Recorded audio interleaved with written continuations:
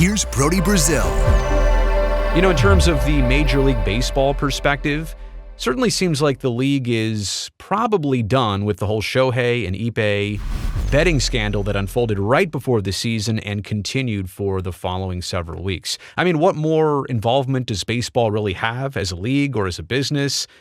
They're kind of done with what they needed to square away. Now, legally, it's an entirely different story for Ippei and what needs to be settled and sorted and ultimately resolved there. But on that note, I saw a headline across this past weekend that kind of had me disjointed. It came out of nowhere. I mean, I'll read it to you here in a second, but it didn't make sense, and it offered, I think, even a bunch more questions to this entire situation of what has just happened. The headline comes from NBC4 television in Los Angeles. It says, Shohei Ohtani's ex-interpreter, Ippei Mizuhara, banned from delivering for UberEats. Initially, I was thinking, what, he can't be a customer anymore? No, a spokesperson for UberEats said Mizuhara was a longtime courier for the food delivery app. Let that sink in for a second. I thought he and Ohtani were together 24/7. I thought being Shohei's interpreter and everything that Shohei did from a personal and professional standpoint, I thought he needed Ippei there. It sounded like they were separated or joined at the hip, I should say, rarely ever separated. Turns out Ippei was doing another job, which is fine. It's also just interesting here. From NBC4, it says the former interpreter for the Los Angeles Dodgers star Shohei Ohtani, Ippei Mizuhara, has lost his other job as an UberEats driver. Mizuhara was banned from delivering for UberEats due to his pending litigation, a spokesperson told NBC4. Quote, Mizuhara has been an UberEats courier for a few years. Given these recent charges, he no longer has access to the platform, said Gabriela Condarco-Quesada with UberEats. So that's interesting. For a couple years, Mizuhara allegedly stole nearly $17 million from Ohtani to pay off sports gambling debts during a years-long scheme, at times impersonating the Japanese baseball player, to bankers, and exploiting their personal and professional relationship. Mizuhara signed a plea agreement that detailed the allegations back on May 5th, and prosecutors announced it several days later. Mizuhara's plea agreement says he will be required to pay Ohtani restitution that could total nearly $17 million, as well as more than $1 million to the IRS. Those amounts could change prior to sentencing.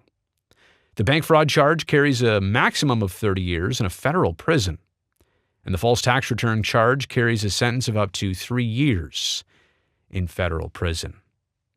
So that's the report. Here are my questions/takeaways. I mean, how, again, did Ippei ever have time for this, to be an Uber Eats driver? I know the schedule of a baseball player, and if you really do need that much interpreting, I mean, Shohei is probably at the ballpark at 11:12 in the morning/afternoon and probably stays there till 11:12 at night. When was Ippei doing this? Why was Ippei doing this? Was working for Shohei not enough? And I don't mean in terms of like fulfilling opportunity or feeling good about yourself. I mean like financially. You would think that being the interpreter of Shohei Ohtani and working in Major League Baseball, it would at least be sufficient enough where you didn't need to have a side hustle. And look, I very much appreciate a side hustle. I don't think that's wrong for anybody. I'm not making any knock or claim about doing Uber Eats. Good for you. I'm just saying, number one, how did he have time for this? And what does it tell you that this was going on for years, apparently, to some degree, while he was performing his other job?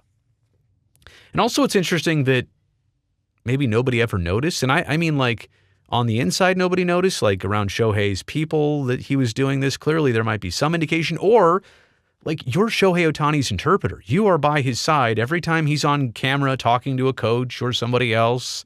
You're doing an interview, like after a game.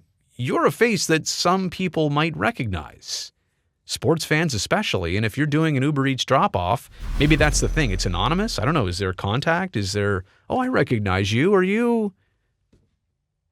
But it's interesting, right? And then here's the last takeaway. I mean, what came out here this past weekend that Ippei was driving for Uber Eats? Why was any of this ever made public? Why did we need to know about this from the Uber Eats perspective? Like, unless this was a thing that people were aware of and it was a big deal, and how could you let him keep doing this?